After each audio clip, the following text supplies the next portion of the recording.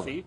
تعرف يتحدث عن الحرم، الحرم مرة أخرى هو أقدس بقعة ويجب أن نعطيه يعني لو سمحت مرة أخرى أو لقاء آخر حتى نتحدث عن ذلك ونحضر معنا كل طبعا الإثباتات أنه إيران أرسلت متفجرات، استخدمت الغاز، قتلت، تريد الفوضى والمشاغبة، تريد أن تستخدم الحرم كما تقول براءة من المشركين طبعا، وهو الشرك موجود السجود للقبور. لكن أريد أن أقول مرة أخرى اعتل العقائد، اترك العقائد يا سيد، يعني اترك العقائد أرجوك، اترك العقائد.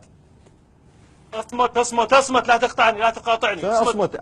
تصمت حضرتك، وإذا كنت لا تعلم أنك تظهر على فضائية محترمة تستمع إلى السؤال بأدب وتجيب بأدب وتحترم عقائد الناس ولا تتجاوز على عقائد الناس، وهذا ليس حوارا طائفيا، هذا حوارا سياسيا. افهم هذا الشيء، افهم أننا نتحدث عن تصريحات سياسية. تفهم أنت لا نتحدث، لا أسمح لك أن تمس عقائد أي طرف، كما لا أسمح للسيد نجاح بأن يمس عقائد أي طرف.